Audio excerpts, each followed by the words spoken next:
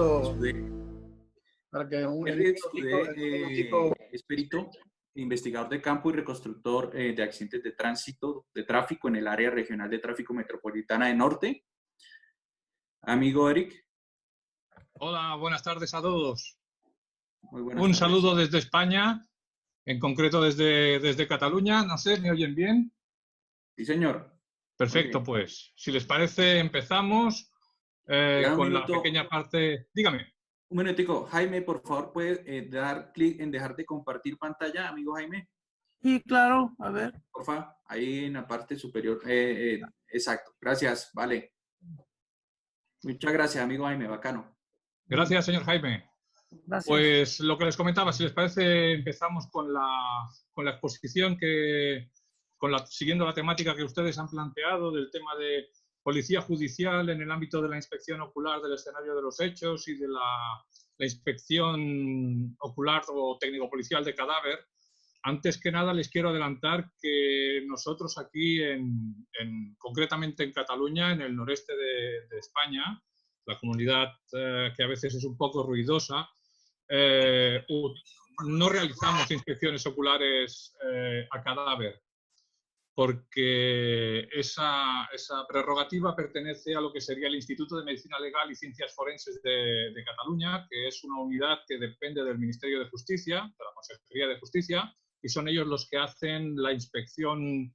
La inspección. Realmente reciben el cuerpo que es trasladado desde el lugar del accidente hasta sus instalaciones en la Ciudad de la Justicia, y allí la persona es sometida a una necropsia y del resultado de la necropsia nosotros podemos solicitar a la autoridad judicial que nos facilite el resultado para poder utilizar la información que consta en esa necropsia, qué lesiones ha sufrido la persona, etcétera, etcétera, para valorar cuál ha podido ser la posición que ocupaba en el vehículo, la dinámica del accidente, el mecanismo causante de las lesiones, un estudio biomecánico de la relación causa-efecto entre las lesiones que ha padecido la persona y que han provocado finalmente su exitus, lo que llaman ustedes el occiso, y bueno, más que nada adelantarles esto. ¿Cómo funcionamos aquí? Aquí, en principio, encargados de la vigilancia y el control del tránsito, que le llaman ustedes, nosotros le llamamos tráfico, y en catalán sí que le llamamos trànsit. Pues en tránsito todos investigan accidentes de carácter leve, ¿de acuerdo? Cualquier agente de policía de las unidades encargadas de la vigilancia y el control del tránsito en Cataluña investiga accidentes leves, sin problema. Y después se ha creado una unidad especializada en cada una de las 8 regiones policiales en las que se subdivide la comunidad catalana para investigar en profundidad aquellos accidentes en los que haya habido heridos graves o fallecidos, ¿de acuerdo? Y esas unidades especializadas han recibido diferentes cursos de formación que les han permitido adquirir ciertas aptitudes y técnicas que vienen todas dirigidas a lo que comentaban nuestros 2 ponentes anteriores, a lo importante que es llegar al lugar de los hechos y organizar el trabajo en el lugar de los hechos para garantizar la preservación más eficaz de cualquier huella, resto y vestigio que permita determinar cuál ha sido la dinámica del accidente, la causa o causas que lo han propiciado, y todo ello con la finalidad de trasladar la responsabilidad a la autoridad judicial, es decir, darles nuestra opinión a los jueces de cuál ha sido la responsabilidad o los responsables del accidente. Aquí también es cierto que seguimos utilizando mucho la palabra accidente de tráfico, y si bien es cierto que yo particularmente la abandoné hace bastante tiempo, porque en los últimos 23 años, si no recuerdo mal, accidentes he visto 2. Y para mí todo lo que no es eventual y fortuito deja de ser un accidente porque hay un responsable. Alguien ha hecho o ha dejado de hacer, o más de uno, aquello que hubiera impedido el resultado. Y por eso dejamos de hablar de accidentes y hablamos de incidentes. Creo que ustedes hablan de siniestros, en Reino Unido hablan de crímenes directamente, o de crashes, y bueno, son maneras de enfocar la investigación de los accidentes. Esto lo comento porque para mí yo creo que es muy importante tener en cuenta que ante un resultado luctuoso como es la pérdida de una vida humana, hay que hacer un escrupuloso esfuerzo de preservación de esas huellas, restos y vestigios y un claro ejercicio de interpretación correcta, lo más objetiva, evidentemente, para eso somos lo que somos y nuestro trabajo tiene que ser siempre objetivo, pero recabar bien la información y aprender a interpretarla correctamente nos ayuda a determinar la evolución correcta, la dinámica, las causas, los factores concurrentes que han podido influir en el accidente. Yo, para no darles una charla así solo de conceptos, aquello que le llaman el Schmilblick, que podemos estar aquí hablando media hora o 3/4 de hora sin decir nada, si les parece voy a compartir con ustedes mi pantalla, uno de mis monitores, y primero les voy a poner las fotografías de un escenario de un accidente, y luego de allí vamos a pasar a lo que sería, con ese trabajo de campo, cómo le damos forma al que sería el cuerpo de las diligencias, el atestado. ¿De acuerdo? Antes de pasar a esto, pues, bueno, ya lo iremos comentando, si no, el cuerpo del atestado se compone de 3 elementos principales para nosotros, que son las diligencias, que van desde la carátula, la diligencia de inicio, hasta la diligencia de traslado a la autoridad judicial, que aquí le llamamos diligencia de tramesa, pero bueno, es diligencia de traslado a la autoridad judicial. Después de estas vienen las actas, que son todas aquellas actuaciones que se llevan a cabo para notificar, para informar a terceras personas, para poner a disposición de, etcétera, todo lo que se tiene que formalizar en formato de acta durante la instrucción de las diligencias. Y una vez finalizado esto, vienen lo que serían los anexos, que mínimo siempre hay 2, que son el informe fotográfico, con descripción de las fotografías al pie de cada una de ellas, les enseñaré en el ejemplo una, y las planimetrías, que tienen que permitir la interpretación correcta de lo que se ha elaborado con la investigación, de las conclusiones que se han alcanzado en la valoración técnico-policial, que es la penúltima diligencia antes de la tramesa. Es la valoración que hacemos nosotros, en la que le decimos al juez cómo creemos que han sido las cosas y dónde creemos que están las responsabilidades. Al margen de estas 2, del informe fotográfico y planimetría, a veces añadimos actas de estudios de elementos concretos de la investigación que vienen a ser como pequeñas periciales. Es decir, podemos hacer estudios de elementos de señalización e iluminación, podemos hacer estudios de velocidades en base a energías disipadas o en base a deformaciones, podemos hacer estudios de alcoholemia retrospectiva, es decir, si una persona nos ha dado en análisis en sangre en el hospital porque no se le ha podido hacer la prueba en el lugar del accidente, una tasa determinada, intentar aplicar la ciencia forense para encontrar cuál sería la tasa en el momento pretérito cuando se produce el accidente, o dándole el principio indubio pro reo 60 minutos después del momento del accidente. Para eso es importante, si la persona manifiesta espontáneamente que la última copa se la tomó 1 hora más anterior al momento del accidente, podemos remontarnos incluso hasta el momento del accidente, porque es el punto de máxima absorción de la curva de Whitmark, ¿no? Bueno, no me enrollo más y les enseño unas cuantas imágenes. Voy a compartir con ustedes esta pantalla. Esta de aquí. Sí. Vale, ¿la pueden ver ustedes? ¿La ven? ¿Pueden verla? No, señora. ¿La pantalla? No estamos viendo la pantalla. Ah, sí, perdón, me falta darle a compartir. Ahora sí. Está empezando. Ahora sí, ¿no? Sí, señor. Pues miren, esto es lo que nos encontramos. Y se lo pongo en orden, ¿eh? Fíjense lo borrosa que está esta imagen, ¿de acuerdo? Este es un Mercedes-Benz C370 o C270, ahora mismo no recuerdo ya el número, la numeración. Esto fue este verano pasado. ¿Después ¿De acuerdo? Es un... Ya, Edwin, ¿ampliará ahí la foto? Sí, bueno, no le servirá de mucho porque realmente la calidad de esta primera imagen es un auténtico problema de exposición, si no me equivoco. Yo puedo ampliar, verán aquí, luego lo verán en más detalle porque hay mejores imágenes que esta. Ok. ¿Vale? Se observa aquí, delante de este bombero, que hay un cuerpo y una motocicleta, una scooter, en el suelo, ¿de acuerdo? Y más adelante, aquí, esta lucecita de aquí es el tercer vehículo implicado, ¿de acuerdo? Fíjense el nivel de destrucción del tren de rodaje delantero y trasero Enrique, de este vehículo. estamos viendo el mosaico, de fotografías. Vale, perdone. Sí, es que no se distingue. Ahora sí. Ahora sí se está compartiendo. Ahora sí.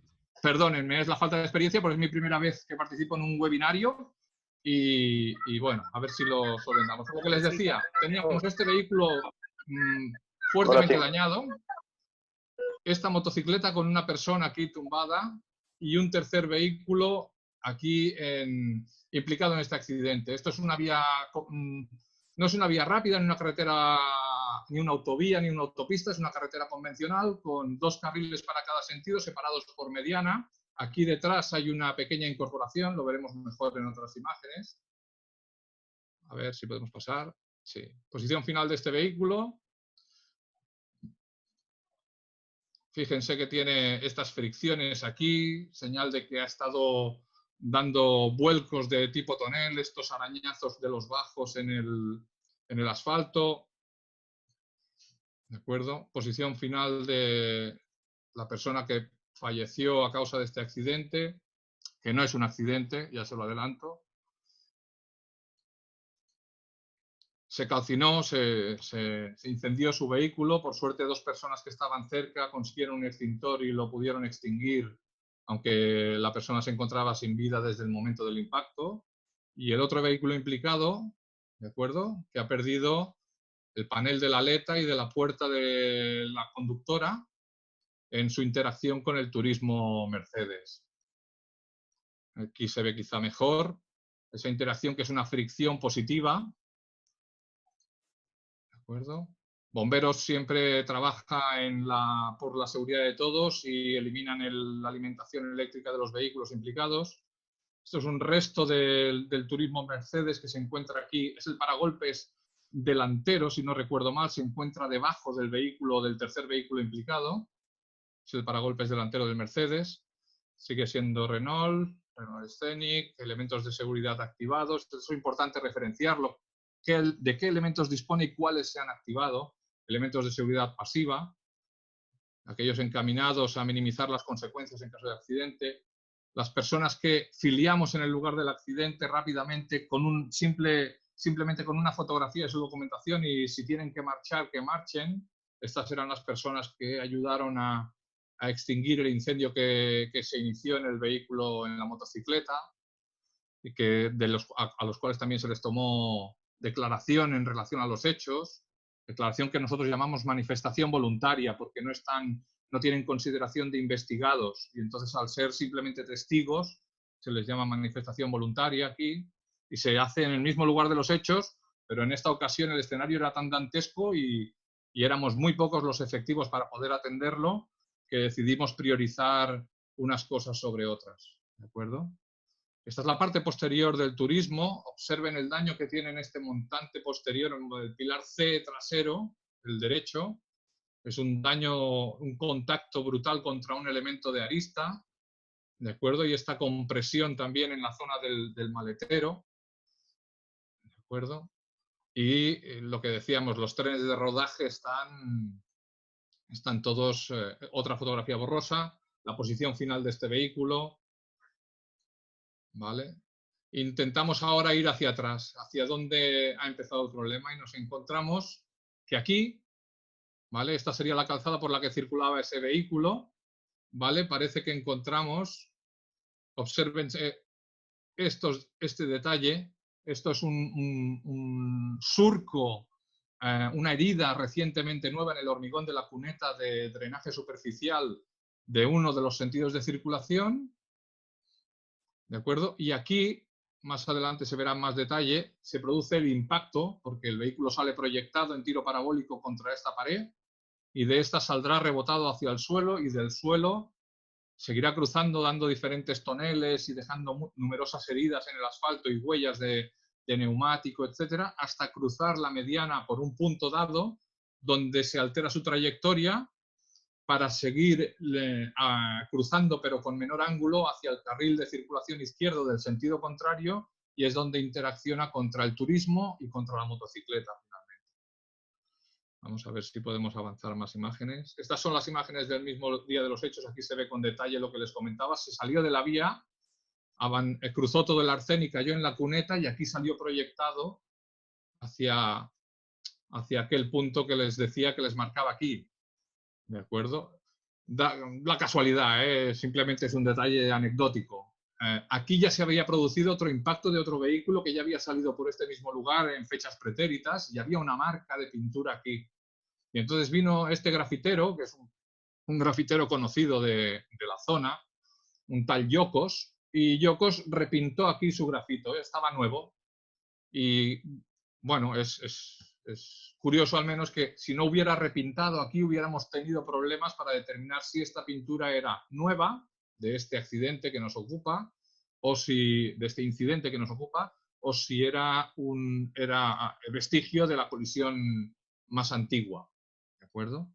Para esto a veces incluso va muy bien entrar en Google Street View, que tiene un histórico por fechas de las pasadas que hacen por los sitios, y a veces te permite ver si una cosa ya estaba antes de que se produjese el accidente o no. Vamos a seguir, intentar ir un poco más rápido porque si no, no nos va a dar tiempo a explicar todo lo que tenemos. ¿Ve lo que decía la fricción en el aire? Cuando impacta contra el muro circular, prácticamente circular, son secciones planas pero que intentan conformar un círculo, una pared circular, de lo que consideramos que fue el vértice anterior derecho del turismo y el lateral anterior derecho del turismo Mercedes. Que no funciona. El punto de caída en el suelo, Inválido. como se observa aquí ya los surcos producidos por el desllantado de alguno de los trenes y las huellas de goma en fricción y arrastre de partes metálicas. Seguimos avanzando, fíjense en esta huella, ¿de acuerdo? Arañazo y goma que van hasta este punto, ¿de acuerdo? Aquí lo que decimos que va haciendo toneles, ¿de acuerdo? Para llegar a este punto, impactar aquí y fracturar el nervio superior de un elemento de contención de 80 centímetros de altura de barrera de hormigón con perfil tipo New Jersey, y a partir de aquí arrastra con los bajos del vehículo sobre... Esto yo creo que es lo que causa el daño en aquel pilar C posterior del turismo Mercedes-Benz. Y a partir de aquí arrastra sobre el elemento de contención mientras lo sigue cruzando. En detalle, la imagen que les decía. Restos de la placa protectora de los bajos del motor del turismo Mercedes-Benz. ¿De acuerdo? Y aquí, cuando cae en el suelo la parte anterior del vehículo, cambio de trayectoria que nos indicaría que aquí se produce el impacto contra la motocicleta o en esta zona de aquí, ¿de acuerdo? Creemos que es por esta zona de aquí, y la proyecta en dirección contraria a la de su circulación original, ¿de acuerdo? Tanto es así que el elemento delantero, la suspensión delantera, la horquilla y el manillar colapsaron hacia atrás, se doblegó completamente la estructura del scooter, y es por eso que el cuerpo se encuentra todavía horcajada sobre la motocicleta, porque quedó totalmente pellizcado por el abdomen, por el manillar de esta motocicleta.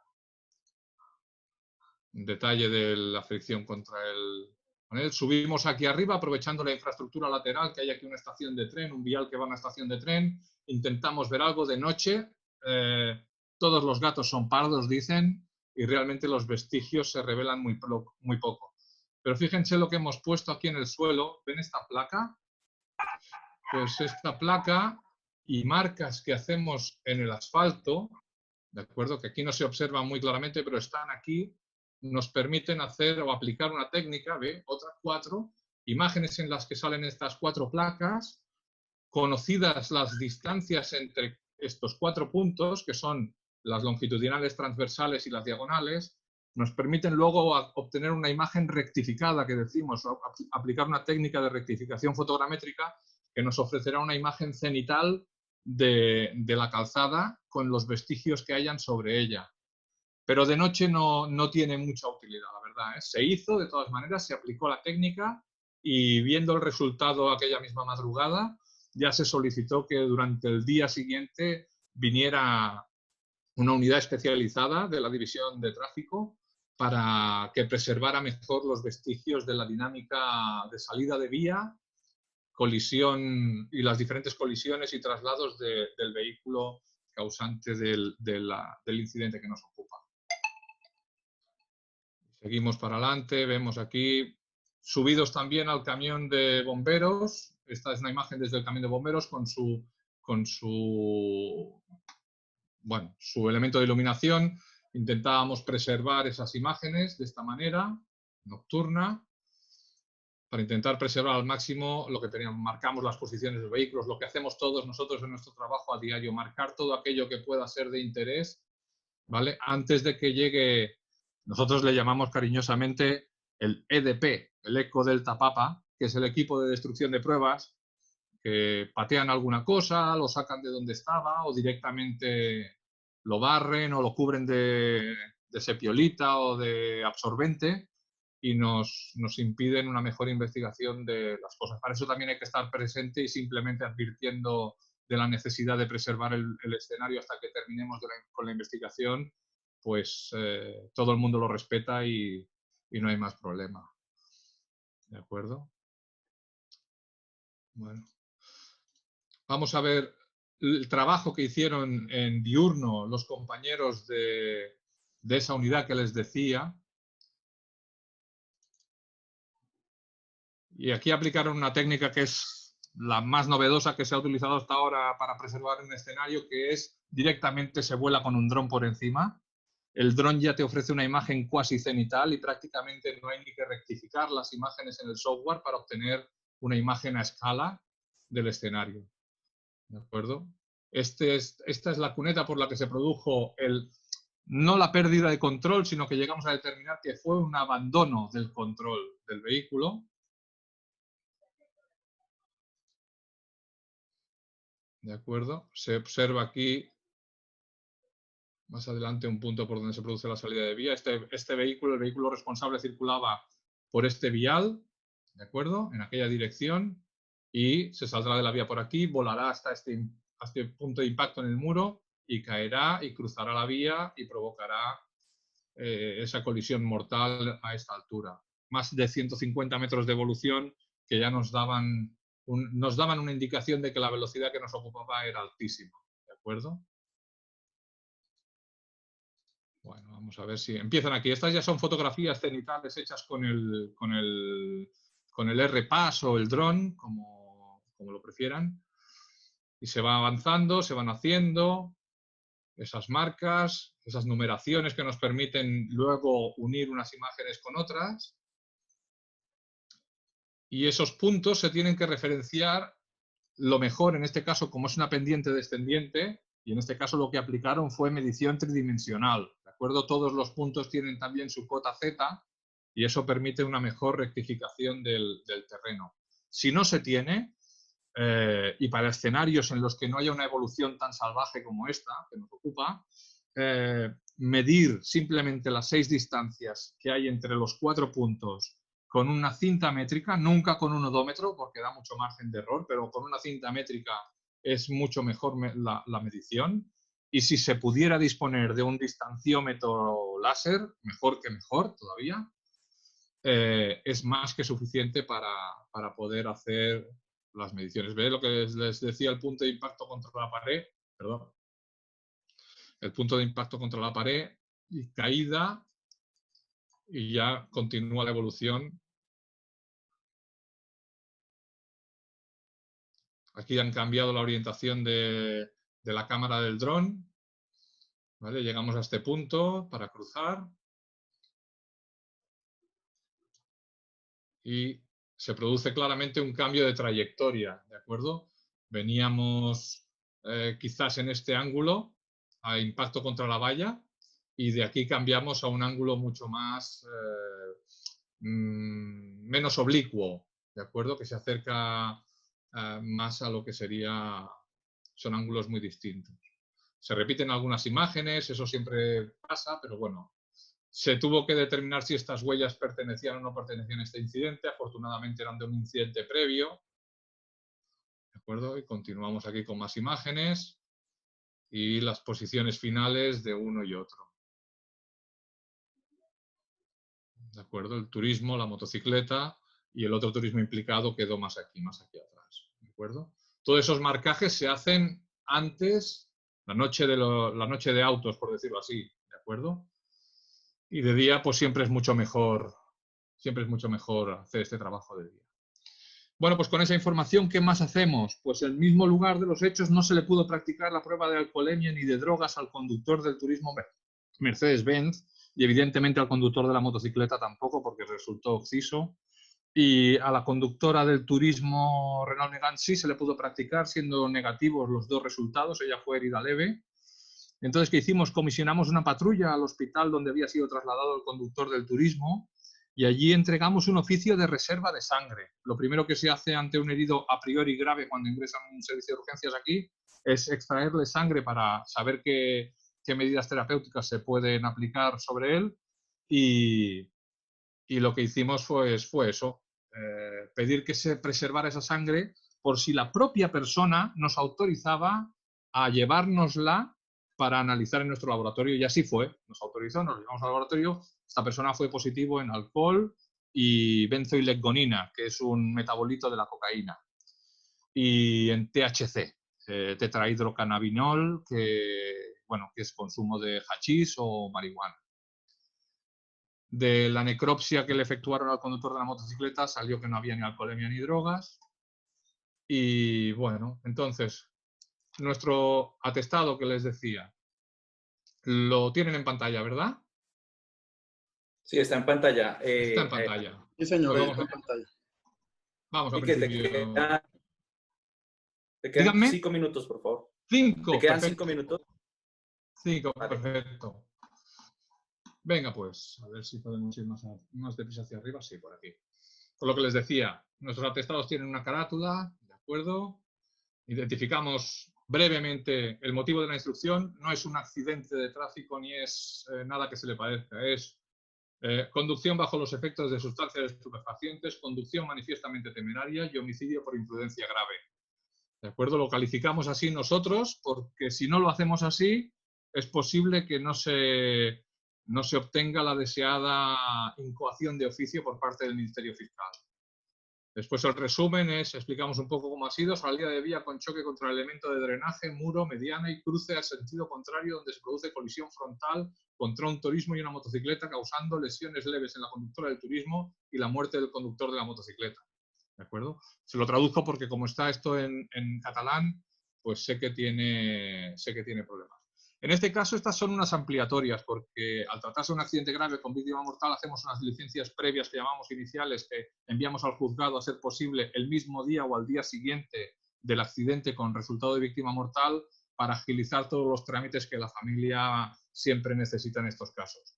Y después hacemos unas ampliatorias de esas previas, que las previas no son nada, son diligencia de inicio, ha pasado esto, identificación de personas y vehículos, quiénes están implicados y qué vehículos están implicados, y traslado, no hacemos nada más. Y luego en las ampliatorias hacemos la inspección ocular, la valoración y las actas que sean necesarias, ¿de acuerdo? Esto explica que hacemos unas ampliatorias porque es necesario hacerlas. Y de esta después viene la informativa de trámites de qué hemos hecho y qué días lo hemos hecho en cada momento, para especificar qué gestiones se han llevado a cabo en la investigación y preservación de vestigios. En este caso hubo un trabajo grandísimo de búsqueda de cámaras de videovigilancia que nos llevaron a obtener 3 imágenes buenas de 3 cámaras de videovigilancia distintas en un tramo comprendido en 5 kilómetros, y en los 3 tramos se observa una conducción temeraria por parte de esta persona, del conductor del turismo negro. ¿De acuerdo? Hicimos análisis de velocidad por fotogramas y pudimos presentárselo a su señoría para que tomen las decisiones que tengan que tomar, que para eso son los que juzgan. Nosotros solo somos sus auxiliares y para eso estamos, para ayudar. Y bueno, más cosas que se hicieron, pues se pidió también los antecedentes de esta persona en cuanto a seguridad vial, se pidieron también los informes relativos a la obtención del permiso de conducir por parte de esta persona, porque alegaba algunas cosas que eran un poco contradictorias, como por ejemplo la epilepsia. Una persona epiléptica no puede tener permiso de conducir. Eso lo alegaba, lo manifestaba verbalmente simplemente, pero lo pedimos. Y pedimos también el tema ese de su historial de salud al Instituto Català de la Salud, pero eso el juez lo autorizó pero siempre dándosele traslado directo a juzgado, nunca pasando por nuestras manos, porque como son datos de carácter personal que afectan al derecho a la intimidad de esa persona, los jueces son muy proteccionistas en este sentido y sí, lo que usted me pide es correcto, pero soy yo quien tiene que recibirlo, ¿de acuerdo? Y a mí me parece perfecto que sea así mientras lo pidan. Lo malo es que tú se lo pidas porque realmente es importante para una investigación, que el juez lo deniegue en base a un presunto derecho a la intimidad, cuando es muy fácil. ¿No? Oiga, eso, el derecho a la vida está por delante del bien jurídico a proteger del derecho a la vida, está muy por encima del derecho a la intimidad, y ese resultado que se lo trasladen a usted directamente si quiere. Nos denegó el estudio del teléfono móvil, que nos lo encontramos encendido y reproduciendo música de YouTube, una canción del DJ Omar, no se nos dejó analizar, perfecto, eso pues allá el juez con esas decisiones. Y bueno, seguimos aquí con la diligencia de trámites, todo lo que hemos estado haciendo durante la investigación, para dejar constancia de todo lo que se ha hecho. Y una vez terminada la de trámites, la diligencia de relación de la prueba y qué resultados hemos obtenido, positivo laboratorio, de cannabis, de benzoileconina, etcétera, etcétera. Después, la diligencia de sintomatología que observamos en él, porque un testigo en el lugar de los hechos vio claramente que esta persona se quejaba muchísimo de dolor y demás, y cuando nos vio a nosotros uniformados, se hacía el abstraído, el desorientado, cuando un segundo antes a un particular, a un paisano, se estaba quejando de fuertes dolores porque se había luxado un hombro. Al final esta persona resultó herido leve, solo se luxó un hombro. Bueno, diligencia de presunta comisión de delito por imprudencia grave es una diligencia muy larga en la que explicamos qué artículos se han infringido, qué normas no se han respetado, cuál ha sido la conducta de la persona, en qué condiciones se ha llevado a cabo la conducta, etcétera, etcétera. Circunstancias específicas en relación a los conductores, pues temas de permisos, temas de afectación de sustancias. Disculpa. Sí, se acabó el tiempo. Están haciendo varias preguntas en el chat y como ya se te está acabando el tiempo, a ver si de pronto le podemos colaborar. Ahí están preguntando, por ejemplo, que si la inspección del cuerpo se hace en el campo o en algún lugar, que si pudieron determinar la velocidad en este caso y mediante qué procedimiento lo hicieron. Sí, la inspección del cuerpo sí se hace, nosotros sí que hacemos una pequeña inspección ocular del cuerpo en el lugar, sobre todo lo que hacemos es que intentamos encontrar su documentación, ¿de acuerdo? Y si el rostro está en condiciones útiles para hacer una identificación en base a la documentación que encontramos en su documentación personal, si la lleva, perfecto. Y si no, activamos la necroreseña, que es un servicio de la policía científica que vienen a obtener huellas de la persona. Y si se pueden obtener, que hay casos en los que no se puede, pero bueno, entonces se aplican otras técnicas, y entonces se envía al laboratorio esa huella y la huella en base a la del Documento Nacional de Identidad, si no tiene antecedentes, pues se puede llegar a obtener la identidad de esa persona. En cuanto si pudimos determinar la velocidad mínima de circulación entre 143 y 151 kilómetros por hora, si no me equivoco, en un tramo, el último tramo que le coge una cámara antes de la pérdida de control o del abandono de control, es 375 metros antes del lugar donde pierde el control. Es decir, la cámara está 375 metros antes del lugar donde pasa. Y pudimos determinar el área, la distancia recorrida y el número de fotogramas empleados. Sabíamos el ratio de fotogramas de la cámara y pudimos determinar el tiempo empleado y, por lo tanto, espacio partido tiempo, velocidad media en ese tramo que recogía la cámara. ¿Y qué más me han preguntado si había alguna cosa más?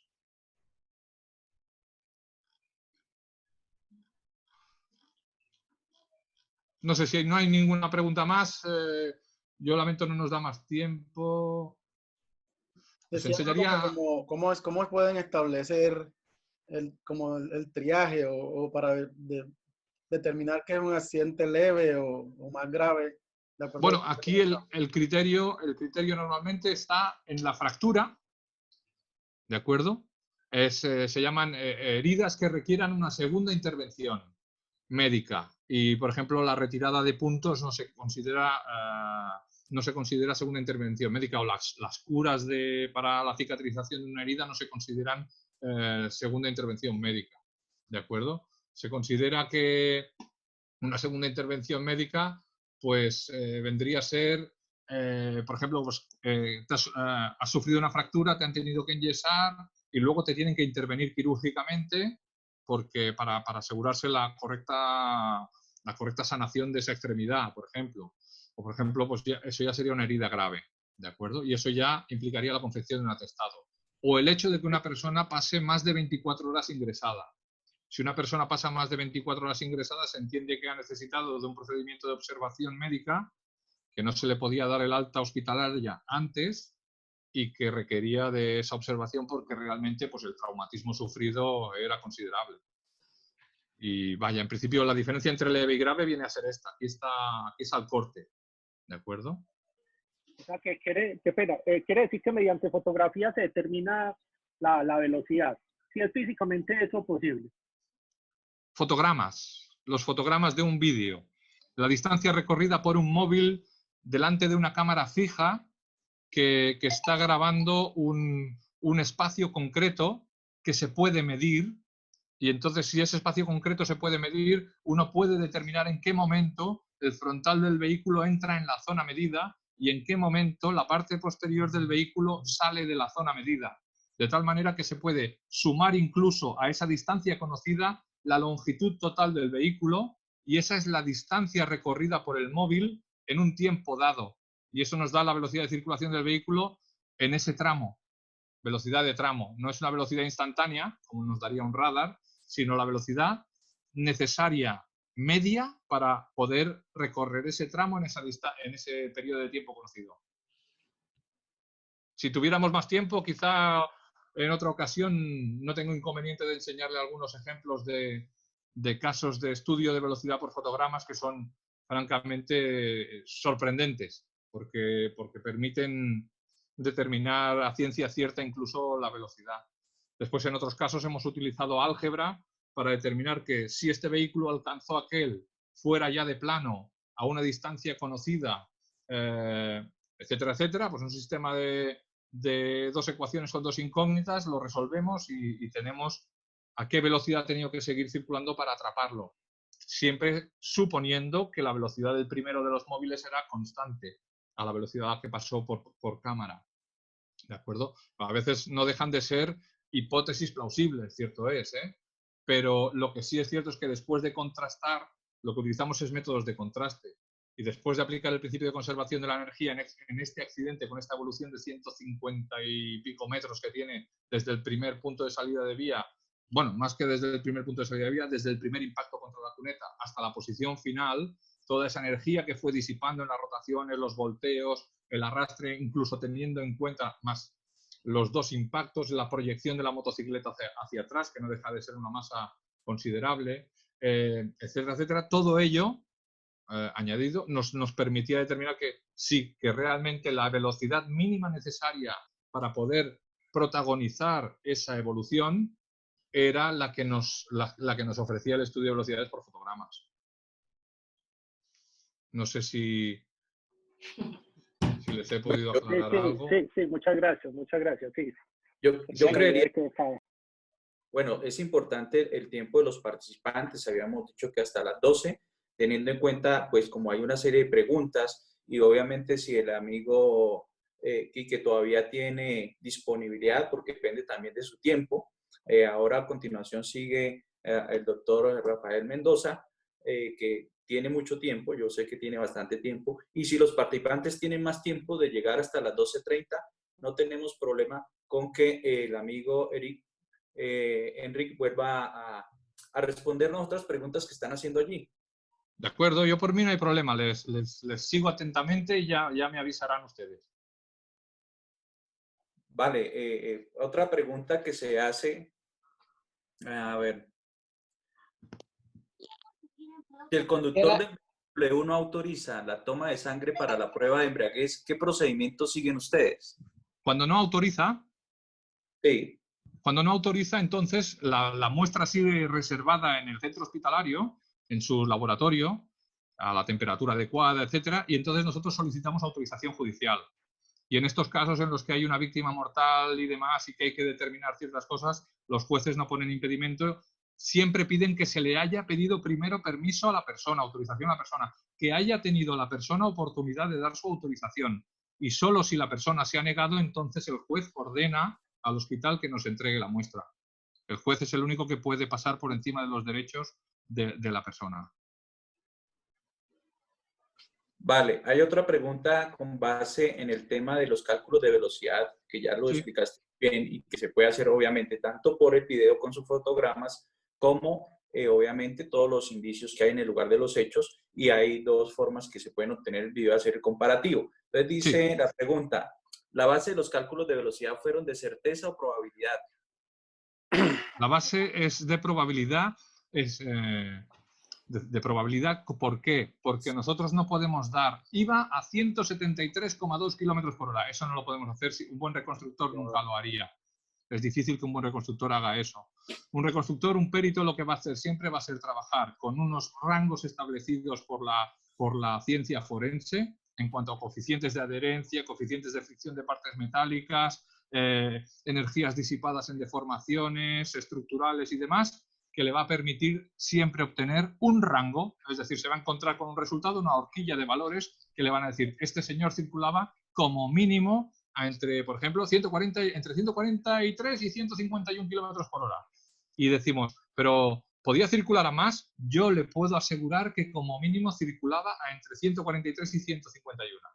Otra manera de decirlo es, esta persona circulaba a 147 más menos 4. ¿De acuerdo? Pero lo normal es no trabajamos nunca con certeza. La certeza no existe. El principio de incertidumbre es lo que sí existe en todo. Y cuando sabemos una cosa muy bien, desconocemos otra también a la perfección.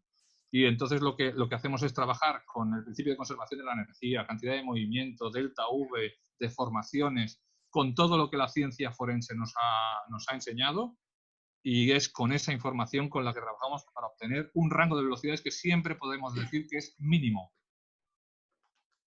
Vale, excelente. Y hay otra que nos dice, bueno, gracias a todos los que están escribiendo, que dicen que tienen todo el tiempo para estar ahí, incluso hasta las 6 de la tarde. Bueno, no, hasta las 12:30 podemos llegar. Otra pregunta es, ¿el análisis en retrospectiva de embriaguez se basa en la norma o es simplemente para efectos estadísticos? No, el análisis retrospectivo de alcoholemia. Sí. Sí, el análisis retrospectivo de alcoholemia se basa en los estudios que hicieron, primero de un lado, el señor Whitmark, ahora no recuerdo si es Carl Eric Whitmark o Eric Carl Whitmark, y después los trabajos que lo perfeccionaron, que fueron los trabajos de Goldberg and Jones. Detrás de ellos vino un señor que se llama Alberto Ferrari, que hizo un compendio de toda la literatura existente en ciencia forense relativa a la etiloxidación en el organismo humano, basándose en los trabajos de todos los que habían estudiado el fenómeno, ¿no? Y en base a esos trabajos y a ese compendio de trabajos del señor Alberto Ferrari, se elaboró un acta de estudio retrospectivo de alcoholemia que nos da 3 opciones. Hacer un estudio de retrospectiva de alcoholemia de una persona de la cual tenemos un solo resultado en espirometría, en miligramos por litro de aire, que pasamos luego a gramos por litro de sangre, y a partir de aquí aplicamos unos coeficientes. Perdón, Eric. ¿Perdón? Sí. Perdón, Eric, no, pero la pregunta es mía y quisiera aclarar de esa manera. ¿La retrospectiva se hace y se presenta ante el juez? Sí. Es diciéndole, ¿él pudo haber tenido al momento del accidente este grado de embriaguez? Sí. ¿O simplemente para efectos estadísticos? ¿Se le dice que le tomó 5 horas después, pero hace 5 horas tenía tal grado? ¿Eso es lo que se le dice al juez? Mil gracias. Correcto. Se le tomó 5 horas después y el grado de alcoholemia en aquel momento era este. Entre el momento del accidente y el momento en el que se obtuvo la muestra no se ingirió, se determina, no se pudo ingerir ningún tipo de bebida alcohólica, porque estaba en la ambulancia y de la ambulancia al box de urgencias y vamos, que es imposible que se ingiere alcohol. De todas maneras, a veces, pues bueno, hay que ser un poco picaresco y preguntarle, no has bebido nada, ¿no? Desde el momento del accidente hasta ahora. Y si la persona, no he bebido nada, pues ya tenemos esa información que dice, bueno, realmente si has estado en la ambulancia en el box del hospital no has podido beber nada. Y normalmente tampoco se aplica como terapia la inyección de alcohol en vena. Y después, lo que sí interesa saber es cuál fue el momento de la última ingesta. Si no lo sabemos, retrocederemos siempre como máximo hasta 1 hora después del momento del accidente. Es decir, si han pasado 5 horas, solo retrocederemos hacia atrás 240 minutos en lugar de 300, porque le dejaremos esos 60 minutos partiendo de la hipótesis que en el momento de producirse el accidente, esa persona estaba levantando el codo, con una botella en los labios, ingiriendo alcohol. De manera que hay que darle 60 minutos para que absorba ese alcohol y a partir de aquí entre en fase mesetaria y empiece la etiloxidación. ¿De acuerdo? Es trabajar sobre esa hipótesis que consideramos que es una hipótesis in dubio pro reo. Pero si la persona nos dice, no, yo la última copa me la tomé 2 horas antes de coger el coche, entonces podemos ir tranquilamente hasta el momento del accidente y saber en el momento del accidente qué alcoholemia llevaba. Una de las mejores maneras que hay, cuando solo tenemos una prueba, cuando solo tenemos sangre, hay que aplicar simplemente un coeficiente de descenso, una beta que se llama, que son las que establecen los estudios. Pero hay una manera muy, entre comillas, bonita de calcular cuál es la beta de cada uno. Una beta exacta de esa persona que además coincide con los trabajos, casi siempre, a no ser que se le haya aplicado oxigenoterapia, que como por ejemplo una oxigenoterapia al 40% multiplica por 2 la etiloxidación, duplica la velocidad a la que se elimina el alcohol del cuerpo. ¿De acuerdo? Porque la concentración de oxígeno en la atmósfera es del 20%, si te aplican un 40% con oxigenoterapia mientras estás en el hospital, estás etiloxidando mucho más rápidamente el alcohol. Estás ayudando al hígado a hacer ese trabajo.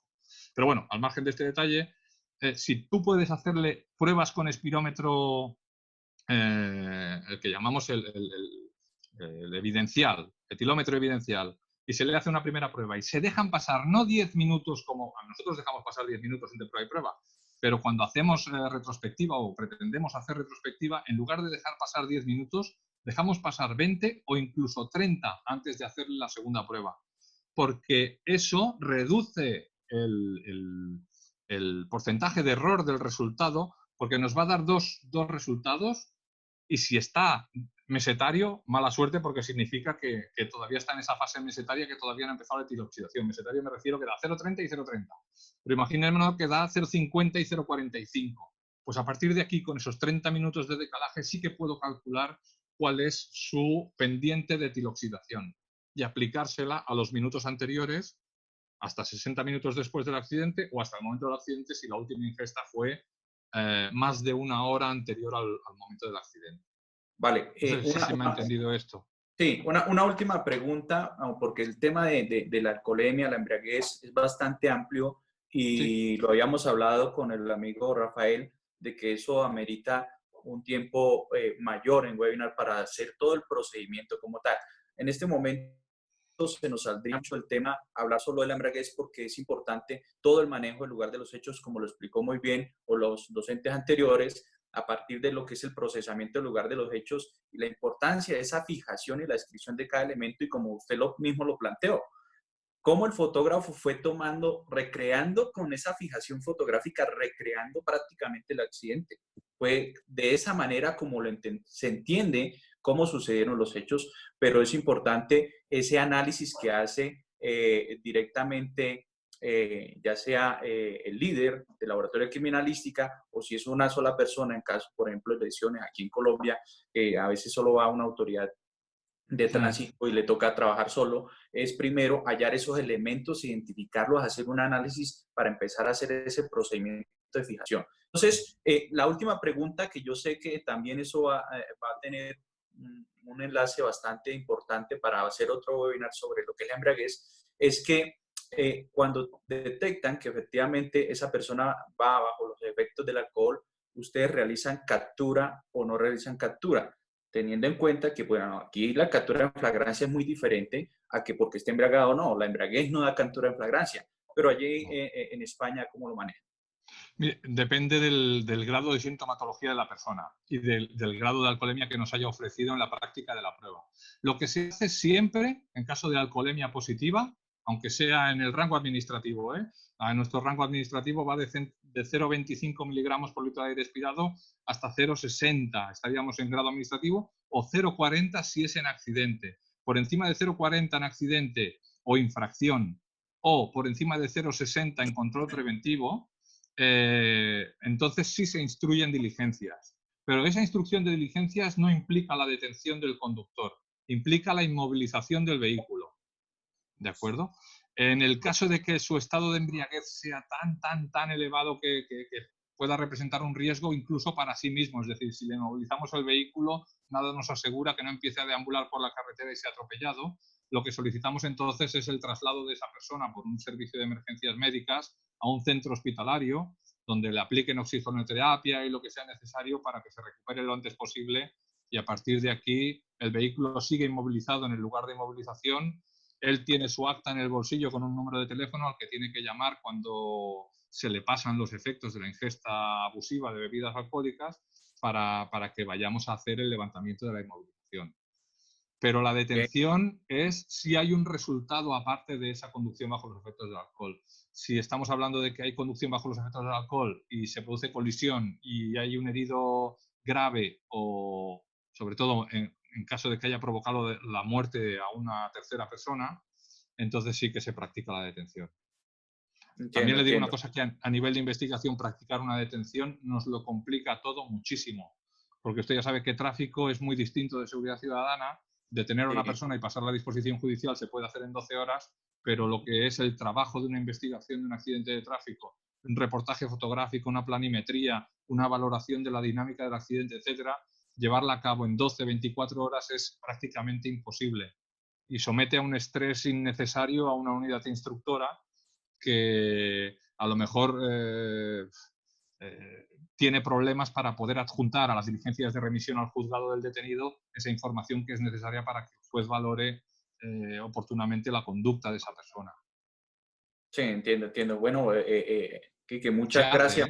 Se hace, pero es una salvajada, ¿eh? A nivel operativo significa que esa persona no va a terminar su turno, que normalmente es de noche, no lo va a terminar a las 6 de la mañana, lo va a terminar a las 2 del mediodía o a las 4 de la tarde sin haber dormido nada y hecho un cromo. Así es, sí, señor. Muchas gracias, muy amable, muy buena la intervención. Entonces...